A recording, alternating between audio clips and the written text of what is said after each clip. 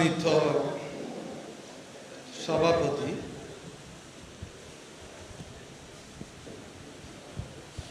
উপস্থিত আছেন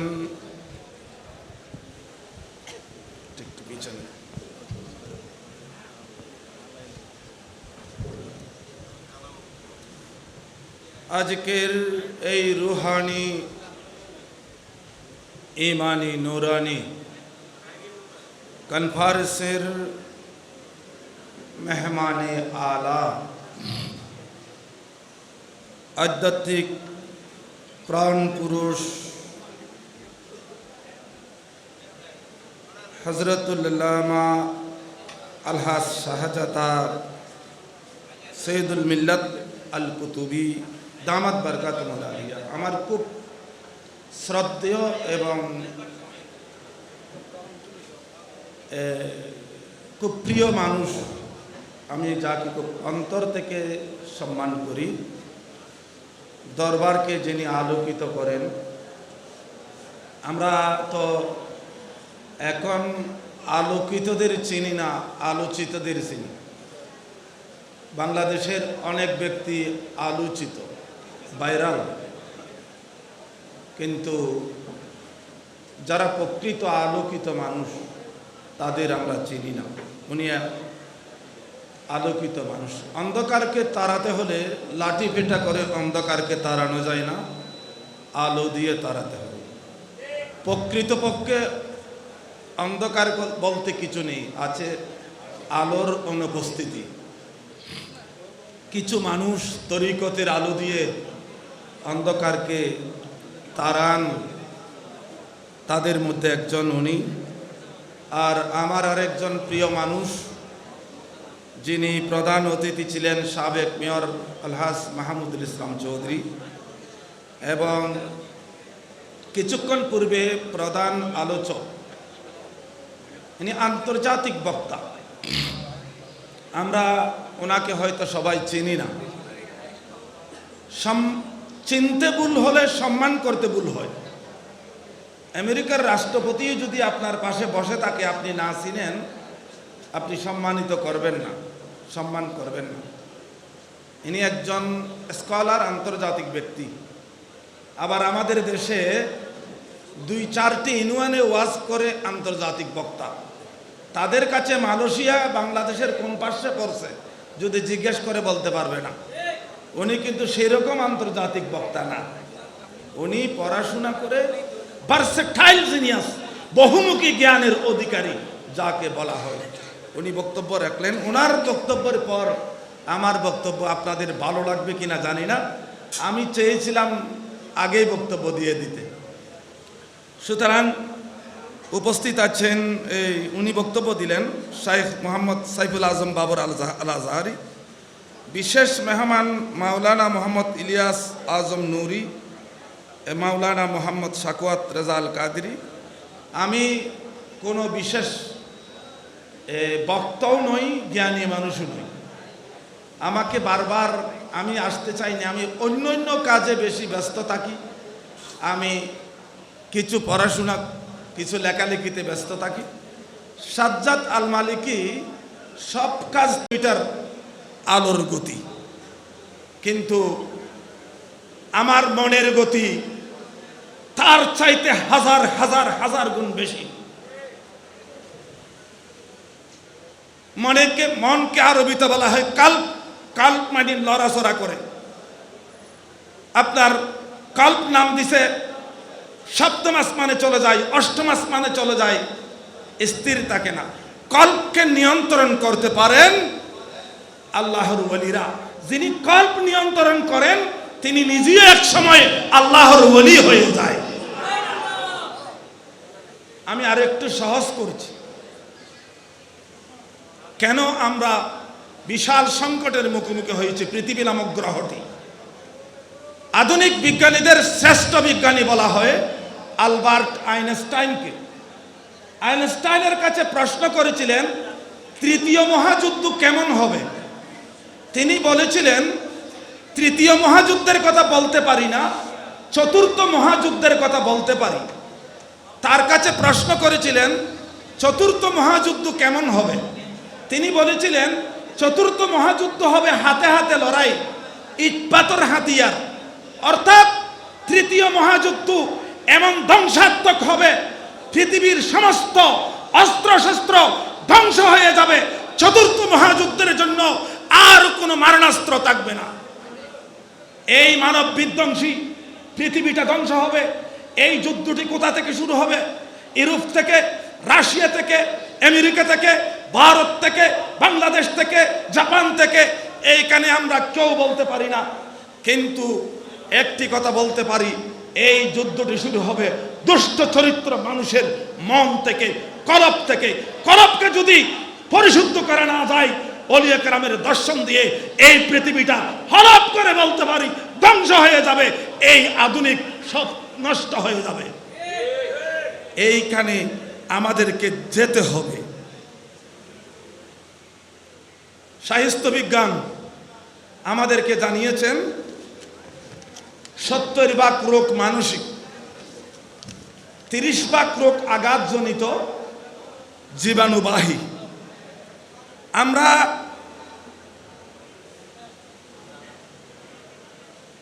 30% রোগের জন্য বড় বড় হাসপাতাল, পৃথিবীর চোখ ধাঁধানোর মতো হাসপাতাল প্রতিযোগিতা করে আমরা প্রতিষ্ঠা করছি। 30% জীবাণুবাহী এবং আঘাতজনিতের জন্য। এই যে মানসিক রোগ, আত্মার রোগ, যেটা মানসিক রোগ থেকে সমস্ত রোগের উৎস, সেই মানসিক চিকিৎসার আধ্যাত্মিক দরবার আজকে প্রভাব এবং অনুসরণ কোথায়? প্রতিষ্ঠান কোথায়? আমরা আধ্যাত্মিক বড় বড় ওয়াজ করছি, বড় বড় আলেম, ইউটিউবার, কিন্তু আধ্যাত্মিক প্রতিষ্ঠান আমরা হারিয়ে ফেলেছি। আজকে শারীরিক সুখের জন্য প্লেন আবিষ্কার করছি, এসি গাড়ি আবিষ্কার করছি, দালান আবিষ্কার করছি, এসি আবিষ্কার করছি, বেড, বিছানা। শারীরিক সুখের জন্য আমরা শত শত জিনিস আমরা আবিষ্কার করছি। মানসিক সুখের জন্য, আত্মার পরিশুদ্ধতার জন্য আমরা প্রতিষ্ঠান আস্তে আস্তে হারিয়ে ফেলছি। শারীরিক চিকিৎসার জন্য শত শত হাসপাতাল প্রতিষ্ঠা হচ্ছে, কিন্তু আধ্যাত্মিক প্রতিষ্ঠান আমাদের কোথায়? আমি একটা কথা বলি, শারীরিক সুখের জন্য শত জিনিস এবং শারীরিক চিকিৎসার জন্য শত হাসপাতাল। আমরা কি শারীরিক সুখের মধ্য দিয়ে কি এত কিছু আবিষ্কার করার পর শারীরিকভাবে সুখী হতে পেরেছি? তার প্রমাণ কি? পৃথিবী ব্যাপী এত কিছু আরামদায়ক করার পর ঘুমের ওষুধ সেবন বাড়ছে না কমছে? পুরো পৃথিবী ব্যাপী ঘুমের ওষুধ সেবন বাড়ছে। উন্নত শিক্ষিত প্রযুক্তির বিশ্বে আরো বাড়ছে।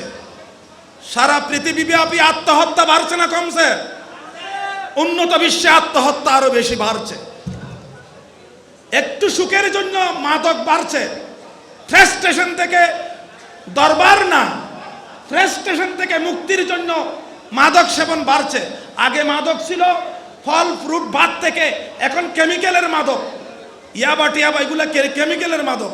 একটু সুখ শান্তির জন্য কিছুক্ষণ ভূত হয়ে থাকতে সেবন, মাদক সেবন দ্রুত বাড়ছে। কেন? হাসি। মানুষ সুখে থাকলে কি হয়? যেই জাতি বেশি হাসে সেই জাতি সুখী। উন্নত বিশ্বে হাসির সংখ্যা কমছে, টেনশনের সংখ্যা বাড়ছে। কেন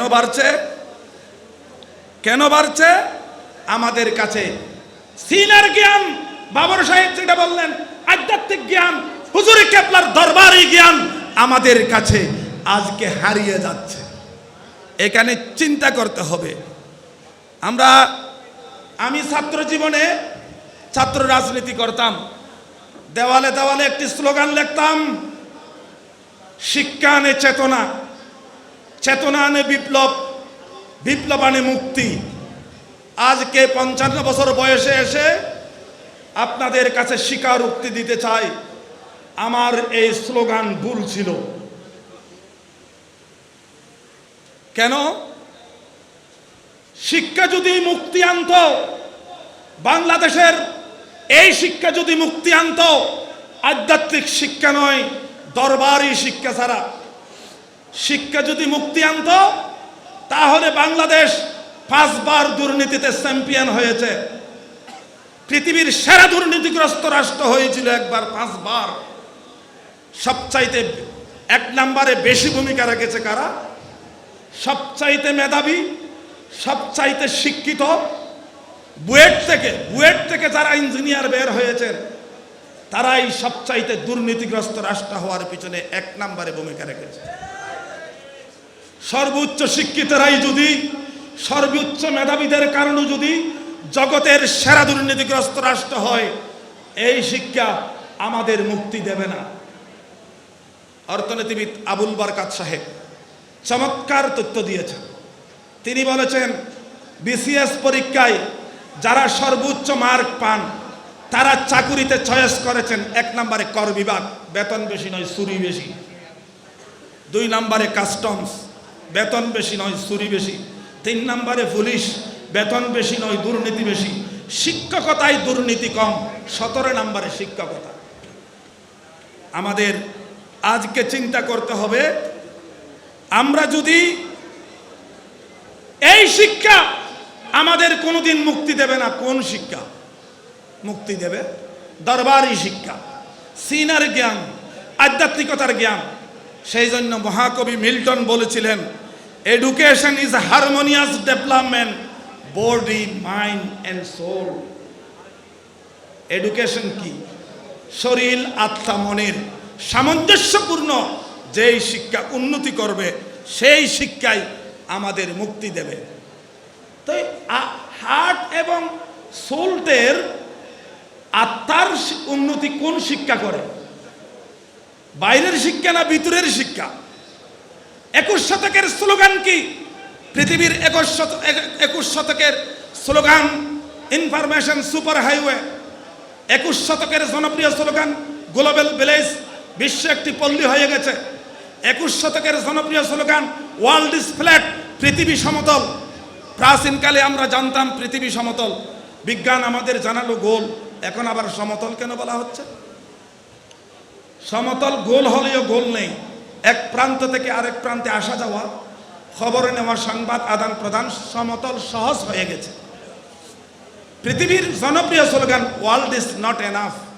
আগে গবেষণা হতো পৃথিবীটাকে নিয়ে, এখন মহাজগৎ, সৌরজগৎকে নিয়ে গবেষণা হয়। এই দুনিয়ার সেরা স্লোগান ইনফরমেশন সুপার হাইওয়ে। তথ্যের মহাসড়কে আমরা বাস করছি। তথ্যের যুগ, সত্যের যুগ নাই। আমাদের শিক্ষা, আধ্যাত্মিক শিক্ষায় ওরা এই শিক্ষা তথ্য দিচ্ছে, সত্য দিচ্ছে না। দরবারি শিক্ষা, কোরআনের শিক্ষা, মাথার জ্ঞান সত্য দিয়ে থাকেন। তথ্য এবং মাথার জ্ঞান শয়তানের কাছে বেশি আছে। কার কাছে বেশি? তথ্য এবং মাথার জ্ঞান শয়তানের কাছে বেশি। শয়তানের কাছে একটি জ্ঞান নাই, সেইটি হলো শুধুমাত্র সিনার জ্ঞান, যেটা দরবারে পাকে পাওয়া যায়। আমরা শয়তানের সিনার জ্ঞানীকে, একমাত্র সিনার জ্ঞানীকে, দরবারি সিনার জ্ঞানীকে শয়তান বিভ্রান্ত করতে পারে না। এমনি যত বড় আপনি পণ্ডিত হন, আর তথ্যের জ্ঞানী, মাতার জ্ঞানী, এরা অহংকারী হয় শয়তানের মতো। কি হয়? বিনয়ী হয় না। যুক্তি কোথা থেকে? দুনিয়ার মধ্যে প্রথম যুক্তি কে দিয়েছেন? শয়তান। প্রেম কোথা থেকে? আদম থেকে। প্রেমের জন্ম কোথায়? শয়তানের মতো আদম আলাইহিস সালামও যুক্তি দিতে পারত। শয়তানের যুক্তি সত্য ছিল, কোনো জবাব দেননি আল্লাহ পাক। কিন্তু সেরকম যুক্তি আদম আলাইহিস সালাম দিতে পারতো না। বলে আল্লাহ ইন্নী জাইলুন ফিল আরদে খলিফা, কোরআনে আছে দুনিয়ার প্রতিনিধি বানাতে চাই। আপনি তো বানাইছেন দুনিয়ার প্রতিনিধি, জান্নাতের প্রতিনিধি বলেন নাই। তা আমি গুন্দুম না খেলে দুনিয়াতে যাব কিভাবে? আমি গুন্দুম খেয়েছি আপনার সিদ্ধান্ত বাস্তবায়নের জন্য। উনি বলতে পারতো না রব্বানা যালামনা আনফুসানা, এটি হলেন প্রেম। সেই জন্য আজকে বলতে চাই, খানায়ে কাবার সামনে আজকে বহু ইউটিউবার, উলামায়ে কেরাম, তথাকথিত আলেম বলেন শরীয়ত বুঝি, তরিকত বুঝি না, মাথার জ্ঞান বুঝি, সিনার জ্ঞান বুঝি না। আমি ইমাম প্রশিক্ষণে যখন যাই তখন কয়েকটি প্রশ্ন করি। বাংলায় যতগুলা রাসূলুল্লাহর জীবনী বের হয়েছে, একটা জীবনীতে ও তরিকতের, রাসূলুল্লাহর তরিকতের অধ্যায়টি বর্ণনা করা হয় নাই। সেটা কি? তরিকত নাকি নতুন জিনিস? ভ্রান্ত আলেমেরা কি বলেন? তরিকত নাকি নতুন জিনিস। আমি বলছি রাসূলুল্লাহর নবুয়ত প্রকাশিত হওয়ার পূর্বে কোথায় গিয়েছিলেন? হেররা গুহায়। খানায়ে কাবার সাথে লাগানো রসুলের ঘর। খানায়ে কাবায় কেন কিতাব আসলো না? খানায়ে কাবায় কেন কোরআন আসলো না? খানায়ে কাবায় কেন নবুয়ত প্রকাশিত হলো না? খানায়ে কাবায় কেন জিবরাইল আসলো না? কেন 6 মাইল দূরে 2500 ফিট উপরে জপলেন উরফের হেররা গুহায় কত বছর গিয়েছিলেন? 100 ইমাম ট্রেনিং এর 100 ইমামের মধ্যে একজন বলেছিলেন 5 বছর নয়, 10 বছর নয়, বিরতি দিয়ে 15 বছর গিয়েছিলেন। সেখানে কি নামাজ পড়েছিলেন? রোজা রেখেছিলেন? আপনাদের মতো ইবাদত করেছিলেন? ধ্যান করেছিলেন? কোরআন কোথায়? জিবরাইল আলাইহিস সালাম সিনায় সাপ দিয়ে। কোথায় কোরআন? সিনায় সাপ দিয়ে। শরীয়তের জ্ঞান, মাতার জ্ঞান স্কুল কলেজ মাদ্রাসায় পাওয়া যায়। তরিকতের জ্ঞান, সিনার জ্ঞান কোরআন দিয়েছেন সিনায় সাপ দিয়ে। শরীয়ত হলে জামাতে, মসজিদে জামাতে হয়। তরিকত হলো নীরবে হেররা গুহায় হয়। শরীয়ত বাকিতে ব্যস্ত দুজক পাবেন, তরিকত নগদে। মালিক শাহ হুজুর নগদে দিতেন। কোরআন বাকিতে আসে নাই। কোরআন বাকিতে, জিবরাইল বাকিতে আসে নাই। নবুয়ত বাকিতে প্রকাশিত হয় নাই, দুনিয়াতে হয়েছেন। আউলিয়া কেরাম উত্তরসূরি ওয়ারাসাতুল আম্বিয়া দুনিয়ার মধ্যে দিয়ে থাকেন, বাকিতে রাখেন না। খানায়ে কাবার পাশে রসুলের বাড়ি। কবি নজরুল কি যতটুকু বুঝেছেন কোরআন, তোমরা মোল্লারা ততটুকু বুঝো নাই। সেজন্য নজরুল তাদের কি বলেছেন? মৌলবি নয়, তোমরা কি মৌলবি। তোমরা কি মৌলবি। আমপারা পড়া, হামবারা মোরা। পরসে আমপারা, বরজে হামবারা, বড় বড় ফেডওয়ালা, এত বড় হামবারা। কোন সাহাবায়ে কেরাম রসুলের কাছে এত বড় সিনার থেকে ফেট এত বড় বাইর হই নাই। কম খেতেন, কম করতেন, এত বড় ফেট করেছেন। আমপারা পরা, জুব্বু হুব্বু আল খেল্লা মেল্লা, আমপারা পরা, হামবরা মোরা। কি বলছেন? আমপারা পড়ছে। বিশ্ব যখন এগিয়ে চলেছে, তোমরা তখন বসে বিবি তালাকের ফতোয়া খুঁজো, ফেকা হাদিস চষে। বিশ্ব মঙ্গল গ্রহ যাচ্ছে, বউ তালাক হইল কি হইল না, এটাই আছেন না? কেন নজরুল পারতেন? নজরুলের বাড়ি কোথায়? কোন গ্রাম? সুরুলিয়া শব্দটি কোথা থেকে? 4 আউলিয়া থেকে। নজরুলের গ্রামে 4 জন আল্লাহর ওলি আছে। ফালোহান ফকিরের মাজারের খাদেম ছিলেন। সেই নজরুল সিনার জ্ঞান যতটুকু বুঝেছেন, কি বলছেন? হেররা গুহার কথা নজরুল কি বলেছেন? তরিকতের কথা।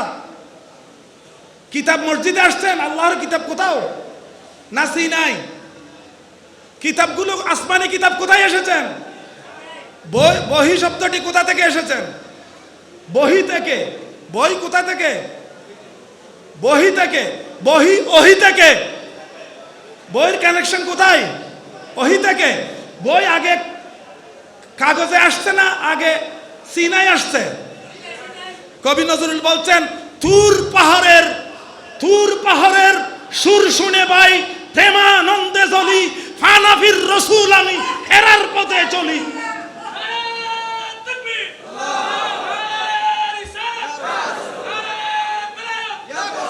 তুর পাহাড়ের সুর, তুর পাহাড়ের একটা সুর আছে, মসজিদের সুর না এটা। তুর পাহাড়ের মুসা আলাইহিস সালাম কোথায় গেছে কিতাবের জন্য? তুর পাহাড়। তুর পাহাড়ের সুর শুনে ভাই প্রেমানন্দে জ্বলি, প্রেমের সুর। ফানাফির রসুল আমি হেরার পথে চলি। ফানাফির রসুলরা কোন দিকে চলেন? শরীয়ত আর তরিকতের মধ্য দিয়ে জন্ম হয় মারেফাতের। মারেফাত শব্দ মানে জানা। কেউ আল্লাহর রহস্যকে জেনে সেজদা করেন, হযরত আলীর মতো, ইমাম আবু হানিফার মতো। আর কেউ অন্ধের মতো, নাম করা আলেম ভিতরে কিছু নেই, এরা অন্ধের মতো সেজদা করেন। শরীয়তের মারেফতের বিজ্ঞানীদের বলা হয় সুফি। সুফি তরিকত সিনার জ্ঞান, নতুন কিছু নয়। রাসূলুল্লাহ সাল্লাল্লাহু আলাইহি ওয়াসাল্লামের দরবার থেকে আমরা এসেছি। সুতরাং চিন্তা করতে হবে, আমরা শারীরিকভাবে উন্নতি হচ্ছি, কিন্তু আমাদের আত্মার দিকে আমরা উন্নতি হচ্ছি না। যান্ত্রিক সভ্যতা, এই সভ্যতার নাম কি? যান্ত্রিক সভ্যতায় আন্তরিক খোরাক নাই, আধ্যাত্মিকতার খোরাক নাই, মনের খোরাক নাই, শুধু এক একটা যন্ত্র আছে, সেটা আত্মার জ্ঞান, কলবের জ্ঞান। কোরআন বিভ্রান্ত করে, ইদুল্লু বিহি কাসীরা ওয়া ইয়াহদি বিহি কাসীরা। কোরআন অনেক লোককে বিভ্রান্ত করে, অনেক লোককে হেদায়েত করে। কেন? বাইরেরটা বুঝলে আপনাকে বিভ্রান্ত করবে। কোরআন আমরা পড়ি না, আজকে বুঝি না। কোরআনের বাতিনি জিনিস আল্লাহর ওলিদের দরবারে যেতে হবে। শামসুদ্দিন কাছে গিয়ে রুমি বুঝেছিলেন, ইমাম গাজ্জালি বুঝেছিলেন আবু আলী ফরমাদির কাছে। সেজন্য বলছি, হুজুর কেবলার যেই আপনারা এসেছেন, আমি আর বেশি লম্বা করব না। আমি চাই হুজুর কেবলার যেন আমরা স্মরণ করি, এবং যান্ত্রিক যুগে আমাদের আধ্যাত্মিক কোরআন আমাদের বোঝা দরকার।